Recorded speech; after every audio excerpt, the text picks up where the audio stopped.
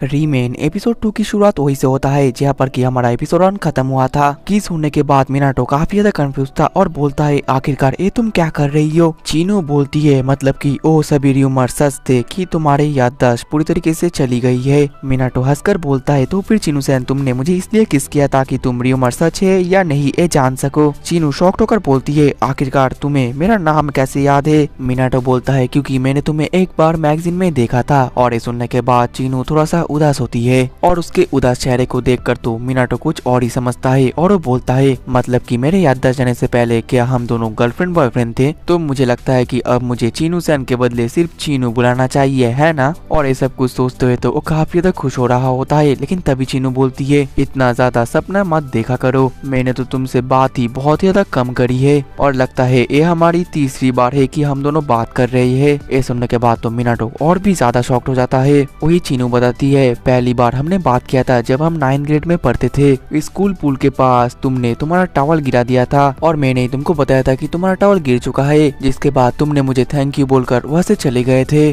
और दूसरी बार हमने बात किया था हमारे स्कूल के उस जगह पर समर के वक्त तुम मेरे पास आए थे और तुमने मुझे कॉन्फेस भी किया था, लेकिन मैंने तो तुमको उसी वक्त ही रिजेक्ट कर दिया था। और तब तुमने मुझे मनाने के लिए बोला था कि अगर मैं जापान का बेस्ट वाटर पोलो प्लेयर बनता हूँ तो फिर तुम मुझे किस करोगे, और अगर मैं नहीं बन पाया तो मैं तुम्हें 1,10,000 येन बदले में दूंगा। और फिर चीनू ये भी बोलती है ये सुनने के बाद मैं तुम्हारा मुंह बंद करने के लिए हाँ बोल दिया था। वहीं पर मिनाटो एम्बेरेस्ड फील करता है और बोलता है मैं तो बहुत ज्यादा बेवकूफ था। फिर चीनू बताने लगती है उसके बाद तुमने मोमोतारो कप जीत लिया था और मैंने अपना प्रॉमिस भी पूरा कर लिया। ठीक तभी उसकी नजर मिनाटो के यूनिफॉर्म पर जाती है और वो बोलती है क्या तुम अभी यामानामी हाई स्कूल में जाते हो, लेकिन उनका वाटर पोलो टीम तो स्ट्रॉन्ग नहीं है। मिनाटो बोलता है तुम्हें क्या बोल रही हो, मैं और वाटर पोलो नहीं खेलने वाला। वो एकेडमी मेरे घर से करीब था इसलिए मैं उस एकेडमी में भर्ती हो गया। चीनू तो सुनकर शॉक्ड हो जाती है और बोलती है क्या तुम नहीं खेलने वाले। मिनाटो बोलता है ऑब्वियसली क्योंकि मुझे कुछ भी रूल्स याद नहीं है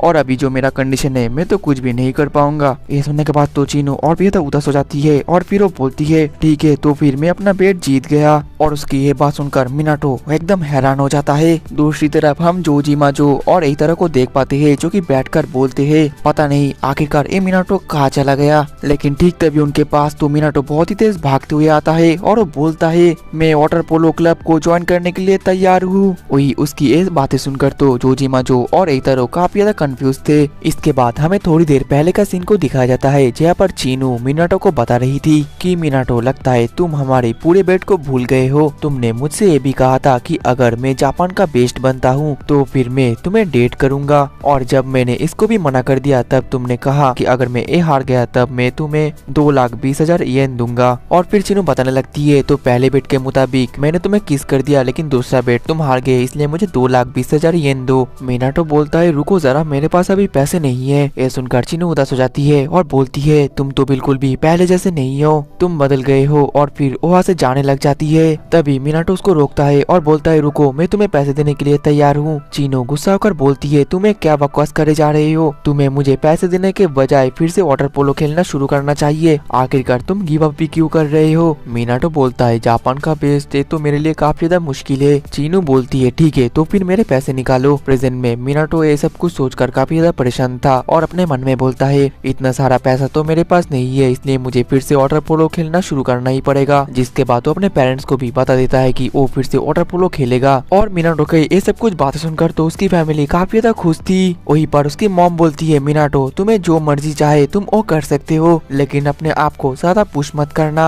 आसुमी बोलती है भैया आप तो एक बेवकूफ ही रहोगे। मिनाटो ये सुनकर गुस्सा होता है। तब आसुमी बोलती है लेकिन मुझे पता है कि आप फिर से बहुत ज्यादा मेहनत करोगे इसलिए गुड लक बड़े भैया। ये सुनकर मिनाटो भी खुश हो जाता है और बोलता है हाँ। वहीं पर अपने मन में सोच रहा था अगर सभी लोग इसमें खुश है तो मुझे इससे कोई फर्क नहीं पड़ता। लेकिन अगले दिन में मिनाटो स्कूल जाता है और वो सोच ही रहा था कि वाटर पोलो खेलने के लिए क्या सबसे ज्यादा जरूरी है। लेकिन तभी उसके सभी क्लास के बच्चे तो मिनाटो को देखकर बोलते हैं अरे तुम तो कियोमिजो हो, तुम तो सुपरस्टार हो। और क्लास के जितने भी बच्चे थे वो तो सभी बोलते हैं तुम तो प्रो हो। मिनाटो कुछ भी समझ नहीं पाता। तभी वो लोग मिनाटो के डेस्क पर पेपर को देखने के लिए बोलते हैं। जिसके बाद मिनाटो जल्दी से उस पेपर को देखने लगता है और उसमें लिखा था जितने भी स्टूडेंट है अगर वो वाटर पोलो क्लब को ज्वाइन करते हैं तो फिर उनके लिए एक मौका होगा इंटरनेशनल जीतने का, क्योंकि हमारे क्लब के अंदर पहले से मिनाटो कियोमिजो है जो कि मिडिल स्कूल के वक्त जापान का 1 नंबर वाटर पोलो प्लेयर हुआ करता था। और ये सब कुछ पढ़ने के बाद तो मिनाटो एकदम दंग ही रहता है और ये पेपर किसी और ने नहीं बल्कि जोजिमा ने लिखा था। अब अगले ही पल हम जोजिमा को देख पाते हैं जो कि पुल के अंदर जा रहा था, लेकिन तभी उसके पीछे मिनाटो आकर बोलता है जोजिमा आखिरकार तुमने ऐसा क्यों किया, ये बहुत ही ज्यादा एनोइंग है। जिसमें जोजिमा बोलता है अरे तुम शांत भी हो जाओ, तुम तो हमारे वाटर पोलो क्लब के सुपरस्टार हो। मिनाटो बोलता है लेकिन फिर भी तुम्हें ऐसा नहीं करना चाहिए था, तुम्हें मेरे बारे में कुछ भी नहीं पता। और फिर मिनाटो और कुछ बोलने वाला ही था, लेकिन तभी वहाँ पर एइतारो बहुत सारे स्टूडेंट को लेकर वहाँ पर आने लगता है। इतने सारे स्टूडेंट्स को देखकर तो जोजिमा एक्साइटेड होकर बोलता है सभी का स्वागत है हमारा वाटर पोलो क्लब में। जैसे कि तुम लोगों को पता है कि हमारे पास है मिनाटो जो कि एक प्रो है। वहीं पर सभी स्टूडेंट तो मिनाटो को देखकर काफी ज्यादा एक्साइटेड हो जाते हैं और बहुत ही ज्यादा जोश में भी थे। तभी मिनाटो बोलता है मैं और प्रो नहीं हूँ, तुम लोगों को नहीं पता, लेकिन मेरा एक बहुत ही बड़ा एक्सीडेंट हो चुका है जिस वजह से मुझे कभी कभार चलने में भी दिक्कतें आती है, इसलिए तुम सभी लोग मेरे ऊपर ज्यादा एक्सपेक्टेशन मत करना। ये सुनने के बाद तो वहाँ पर जितने भी स्टूडेंट्स थे वो सभी बहुत ज्यादा निराश हो जाते हैं और फिर वापस जाने लगते हैं और बोलते हैं मैं तो इतना ज्यादा माइनर स्पोर्ट में कभी नहीं ज्वाइन होऊंगा। फिर जोजिमा बोलता है मिनाटो मुझे माफ कर देना, मैंने तुम्हारे फीलिंग्स के बारे में ही नहीं सोचा, मैं क्लब के मेंबर ज्वाइन करने में इतना ज्यादा व्यस्त हो गया था कि मैं तुम्हारा पास्ट कैसा है तुम्हारा फ्यूचर क्या होगा ये मैंने बिल्कुल भी नहीं सोचा। मिनाटो बोलता है खैर छोड़ो, लेकिन सभी तो चले गए, अब हमारा प्लान क्या होगा। तभी एइतारो बोलता है 2 लड़के अभी भी हमारे क्लब को ज्वाइन करना चाहते हैं,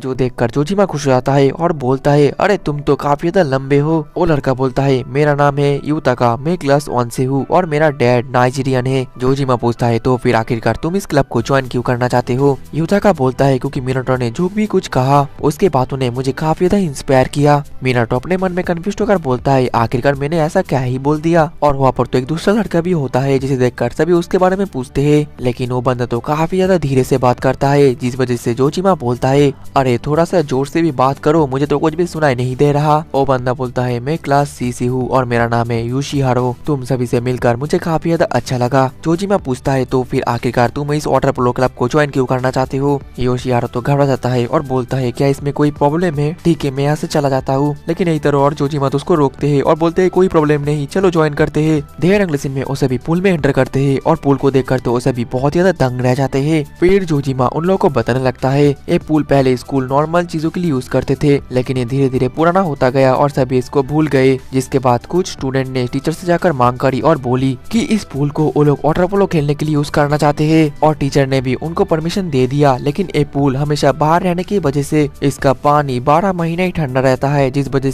वजह से इसके नीचे एक ब्लू शीट रखा गया ताकि पानी ज्यादा देर तक गर्म रहे। और जोजिमा ये भी बताता है कि ये क्लब तो 10 साल से बंद पड़ा हुआ था और मैं ही हूँ जिसने कि इस क्लब को फिर से रिवाइव किया। मैं हर साल हर एक बंदे से पूछता था कि इस क्लब को ज्वाइन करो और ऐसे करते करते 7 बंदे मैंने इस क्लब को ज्वाइन कर लिए, जिस वजह से क्लब फिर से शुरू हुआ। लेकिन कुछ ही दिन में वो 7 भी मुझे छोड़कर चले गए और फिर इस क्लब में मैं अकेले ही रह गया। लेकिन फिर भी मैंने हार नहीं माना क्योंकि मुझे विश्वास था कि इस क्लब में फिर से मेंबर्स आएंगे और क्लब फिर से शुरू होगा, जिस वजह से इस पूल को हमेशा मैं अकेले ही साफ करते रहता था और अकेले बहुत दिन तक ट्रेनिंग भी करता था। उसकी ये सब बातें सुनकर तो मिनाटो और बाकी सब बहुत ज्यादा दंग रह जाते हैं। तभी मिनाटो बोलता है मतलब कि इस क्लब में सिर्फ तुम ही हो एक अपर क्लासमैन, लेकिन वाटर पोलो खेलने के लिए तो 7 मेंबर्स की जरूरत होता है और हम तो बस 5 है। ठीक तभी वहाँ पर एक बंदा आता है और वो बोलता है मैं भी इस क्लब को ज्वाइन करूंगा, मैं बस साइड से ही गुजर रहा था और तभी मैंने तुम लोगों की बात सुन लिया, मेरा नाम है ताकेकाजू। जोजिमा खुश होकर बोलता है तो तुम हो हमारे 6th मेंबर, कम इन। ताकेकाजू बोलता है कैप्टन मेरा एक रिक्वेस्ट है कि मैं कीपर बनूंगा। जोजिमा बोलता है रुको जरा, क्योंकि कीपर तो मैं हूँ। ताकेकाजू बोलता है लेकिन मैं आपसे बेहतर कीपिंग करता हूँ। जोजिमा बोलता है ओह तो ऐसी बात है। ताकेकाजू बोलता है तो फिर क्यों ना एक कंपटीशन हो जाए। तभी एइतारो बोलता है ताकेकाजू क्या तुमने कभी वाटर पोलो खेला भी है, जिसमें वो बहुत ज्यादा कॉन्फिडेंट के साथ बोलता है तुम चिंता मत करो मैं बहुत ज्यादा टैलेंटेड हूँ। एइतारो गुस्सा कर बोलता है ताकेकाजू वाटर पोलो कितना ज्यादा अंडर एस्टिमेट मत करो, मिनाटो सेनपाई आप इस कंपटीशन में शूट करोगे। मिनाटो बोलता है लेकिन मैं क्या शूट कर भी पाऊंगा? एइतारो बोलता है अभी तक आप पानी में नहीं उतरे, क्या पता पानी में उतरने के बाद आपका सभी मेमोरीज फिर से वापस आ जाए। ये सुनकर तो मिनाटो को थोड़ा सा होप मिलता है और वो बोलता है ठीक है। अब अगले पल जोजिमा वर्कआउट कर रहा था और उसके बॉडी को देखकर एइतारो काफी ज्यादा हैरान था। और तभी वहाँ पर ताकेकाजु आता है और उसके बॉडी को देखकर तो एइतारो और भी ज्यादा तंग रह जाता है।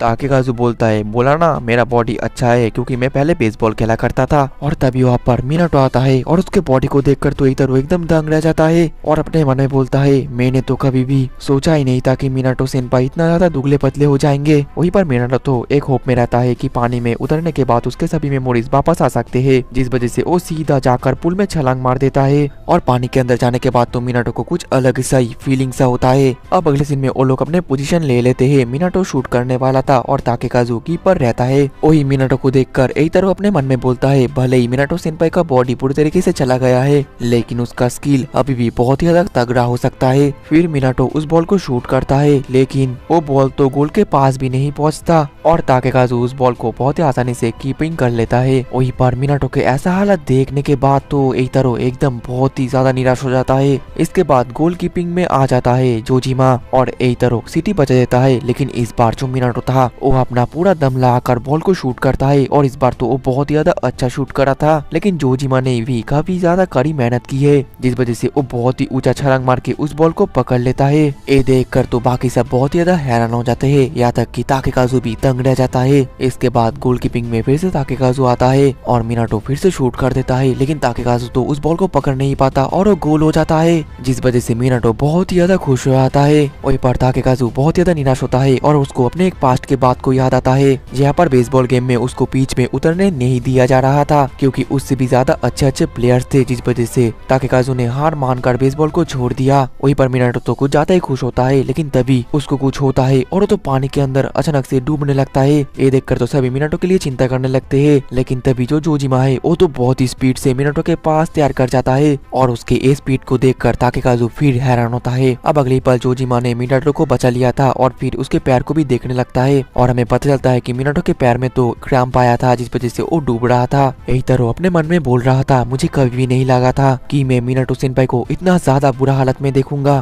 तभी ताकेकाजु बोलता है मैं हार गया, ना ही मैं तुम्हारी तरह उतना ऊंचा छलांग मार सकता हूँ और ना ही बहुत ही स्पीड से स्विमिंग कर सकता हूँ। मुझे लगा था कि ये माइनर स्पोर्ट है जिस वजह से मैं इसमें अपना अच्छा प्रदर्शन दे पाऊंगा लेकिन मैंने इसको अंडरएस्टिमेट कर दिया, मुझे माफ कर देना और मैं इसको अभी रिजाइन करता हूँ। और फिर वहाँ से जाने लगता है लेकिन तभी जोजिमा उसको रोकता है और बोलता है रुको जरा, मुझे पता नहीं है कि तुम्हारा मोटिव क्या है लेकिन तुम इतने आसानी से हार नहीं मान सकते। वही जोजिमा के बात सुनने के बाद तो मिनाटो को अपना मोटिव के बारे में याद आता है, यहाँ तक कि बाकी जितने भी प्लेयर्स थे उन सभी को अपना अपना मोटिव, यहाँ तक कि वो लोग स्पोर्ट्स में क्यों आए हैं वो सभी याद आने लगते हैं। दूसरी तरफ जोजिमा तो इमोशनल हो जाता है और बोलता है मैं फिर से अकेला ट्रेन नहीं होना चाहता, मुझे इंटरनेशनल खेलना है, मुझे चैंपियन बनना है, प्लीज मेरी तुम सब लोग मदद करो। ताकेकाजु बोलता है लेकिन मेरे पास टैलेंट नहीं है। जोजिमा बोलता है उससे क्या हुआ, तुम हार्ड वर्क से टैलेंट को बीट कर सकते हो। इतना सब कुछ सुनने के बाद ताकेकाजु बोलता है ठीक है मैं यहाँ पर रहूंगा। जो सुनकर तो सभी लोग फिर से बहुत ही ज्यादा खुश हो जाते हैं। तभी उनकी खुशी के बीच में एइतारो बोलता है अभी भी हम लोगों को एक प्लेयर की जरूरत है। जोजिमा बोलता है तुम लोग चिंता मत करो क्योंकि मेरे पास एक बंदा ऐसा है।